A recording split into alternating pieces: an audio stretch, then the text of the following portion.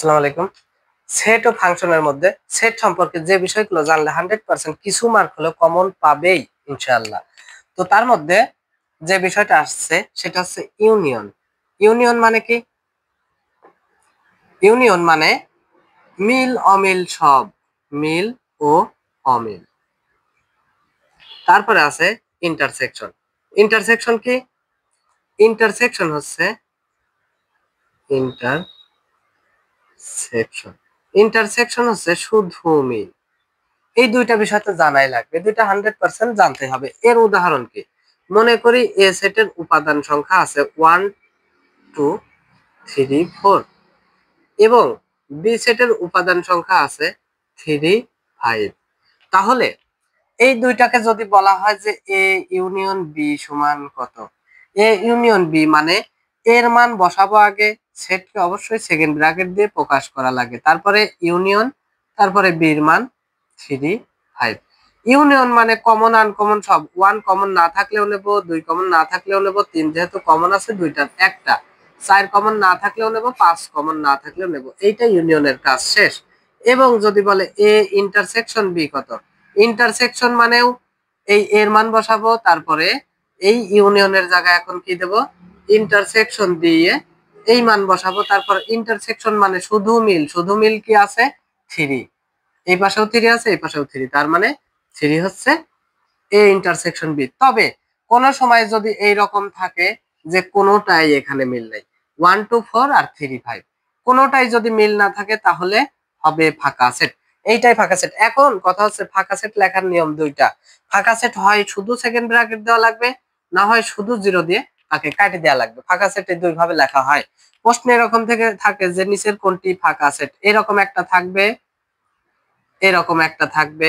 তো কোনটা সঠিক? এইটা সঠিক।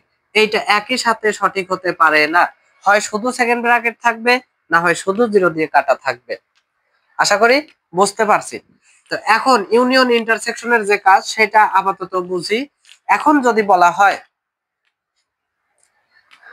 পূরক, এইটা মনে করলাম যে ইউ এর মান, এটা হচ্ছে ইউ এর মান, এটা এর মান মনে করলাম। যদি এখন বলা হয় এ পূরক কত, পূরককে আবার দুই ভাবে লেখা যায়, এ উপরে এরকম টান অথবা এর উপরে সি, এই দুইটাই পূরক নির্দেশ করে। পূরক মানে যার উপরেই পূরক থাকবে ইউ থেকে সে বাদ, যার উপরেই পূরক থাকবে ইউ থেকে সে বাদ। তো পূরক আছে কার উপরে? এর উপরে। তার মানে প্রথমে আগে পরীক্ষার প্রশ্নে এইভাবে লেখা লাগবে যে ইউ মাইনাস তাহলে এ, ইউ মাইনাস তাহলে এ। এখন ইউ এর মান বসাবো 1 2 3 4, এরপরে মাইনাস দিয়ে এর মান বসাবো 3 5। এই মাইনাস আর বাদ চিহ্ন একই, অর্থাৎ ইউ বাদ এ, এইটা এবং এই মাইনাস একই। এই মাইনাস করার নিয়ম কি? মাইনাস করার নিয়ম আমি বাদ দিচ্ছি কার থেকে? ইউ এর থেকে। কোন সময় এ আগে দেয়া যাবে না এক্ষেত্রে, পূরক থাকলে ইউই সবসময় আগে। ইউ থেকে যখন বিয়োগ দিচ্ছে, এখন যার থেকেই বিয়োগ আসুক না কেন, পূরক না থেকে এমনি ডাইরেক্ট বিয়োগ দিতে পারে যে এ বিয়োগ বি মাইনাস কর, এ বিয়োগ বি সমান কত, তখন এ আর বির মান থাকবে, দুইটা বিয়োগ করা লাগবে। এখন বিয়োগের মানেই হচ্ছে যার থেকে বিয়োগ দেব তার কাছে কি কি বাইসি আছে সেটা দেখতে হবে। এখন এখান থেকে যদি বিয়োগ দিই তাহলে 3 আর 3 মিল আছে, তাই 3 আর 3 বাতিল। তো এখন বাইসি আছে কি 1 2 4। এখন মনে হচ্ছে যে 5 বাইসি আছে, 5 তো অন্য লোকের তা বাইসি আছে, বিয়োগ দিচ্ছি কার থেকে? এইখান থেকে। তাই এখানে যারা বাইসি আছে তাদেরকেই লেখা লাগবে, আর যাদের মিল আছে শেষে বাতিল। তাহলে বিয়োগ আশা করি বুঝতে পারছে। এখন আসছে গুণ। এই গুণটা কিভাবে? আমি ছোট গুণ দেখাবো, সেটা হচ্ছে শুধু 3 দিয়ে। এবং এটা যদি আমি বি ধরি, এটা যদি এ ধরি, তাহলে যদি বলা হয় যে এ গুণ বি সমান কত, এ গুণ বি মানে এর মান আগে বসাবো 1 2 3 4, তারপরে গুণ দিয়ে বির মান কত 3। এর মানে হচ্ছে এই 3 সবার সাথে গুণ, 3 এর সাথে যদি আরো থাকতো তাহলে 3 আগে সবার সাথে গুণ করে নিতাম, এরপরে কোনো সংখ্যা থাকলে সেটাও আবার এর সাথে গুণ করতাম এক এক করে। এখন এই দুইটা যদি গুণ করি সেটের গুণ কিভাবে হয়? 3 আগে একের সাথে গুণ, তাহলে 1 3। এই সেটের গুণ হচ্ছে কমা দিয়ে লেখা লাগে, সেটের গুণ হচ্ছে কমা দিয়ে লেখা লাগে এবং ফার্স্ট ব্র্যাকেট দিলাম। তারপর কি 2 3 এর সাথে গুণ 2 3, তারপর কি 3 3, তারপর কি 4 3, এবং সবাইকে সেকেন্ড ব্র্যাকেট দিয়ে আটকে দিলাম। এবং প্রত্যেকটা সেটের প্রথমটাকে বলা হয় ডোমেন বা ডোম। প্রত্যেকটার প্রথমটা কি? ডোমেন। অর্থাৎ ডোমেন হবে 1, ডোমেন সমান 1 2 3 4, এটা হচ্ছে ডোমেন। আর রেঞ্জ কি? রেঞ্জ হচ্ছে প্রত্যেকটার শেষেরটা কি? 3 3 3 আর 3। এখন কথা হচ্ছে তাহলে 3 কয়টা লাগবে? 3 তাহলে একটা। যখন একই সংখ্যা থাকবে, সে রেঞ্জের ক্ষেত্রে হোক বা ডোমেনের ক্ষেত্রে, একই সংখ্যার বদলে একটা লিখতে হয়। এরপরে গুণ গেল বা বিয়োগ গেছে, পূরক গেছে। এইবার হচ্ছে শক্তি সেট বা উপসেট বা পাওয়ার সেট। এখন উপসেট কি? এই জায়গায় উপাদান আর উপসেট দুইটা আলাদা জিনিস।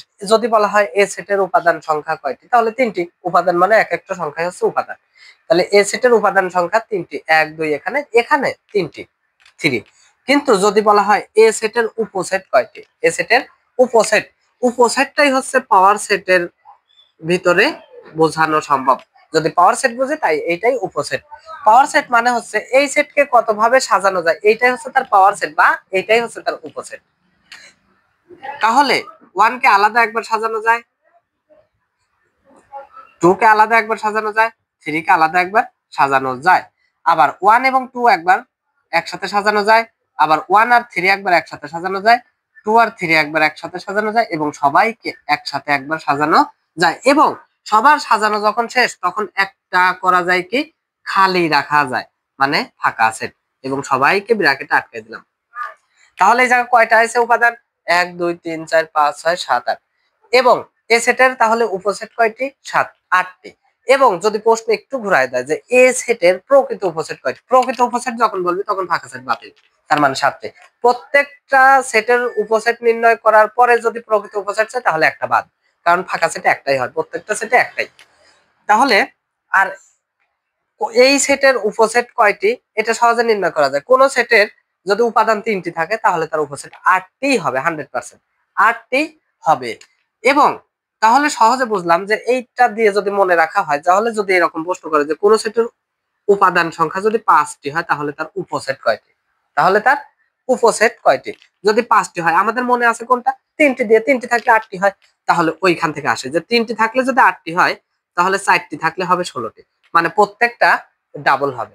এই একটা করে উপাদান বাড়বে, ওদিক উপসেট ডাবল, একটা করে উপাদান বাড়বে, উপসেট ডাবল। এই জিনিসটা মাথায় সেট করা লাগবে যে কোন সেটের উপাদান একটি করে যখনই বাড়বে, তখনই উপসেট হচ্ছে ডাবল হবে, মানে দ্বিগুণ হবে। তাহলে 4টি হলে 16, তাহলে 5টা কয়টা? 5টা হলে 32টা, তার মানে 5টা হলে কয়টি উপসেট? 32। কিন্তু যদি বলে প্রকৃত উপসেট, তাহলে 31, ওই যে একটা বাদ থাক আছে। এখন কথা হচ্ছে 3টি মনে রাখলাম, তাহলে 2টি কত? 2টি থাকলে তাহলে 4টি হবে, আর একটি থাকলে কয়টি? একটি থাকলে তাহলে 2টি। কোন সেটের উপাদান যদি একটি থাকে, তাহলে উপসেট হবে 2টি, প্রকৃত উপসেট 1টি। যদি কোন সেটের উপাদান 2টি থাকে, তাহলে উপসেট হবে 4টি, প্রকৃত উপসেট 3টি। এই সহজ একটা বিষয়, এইটা জানলে কিন্তু একবার কমন পাওয়ার সম্ভাবনা খুবই বেশি থাকে।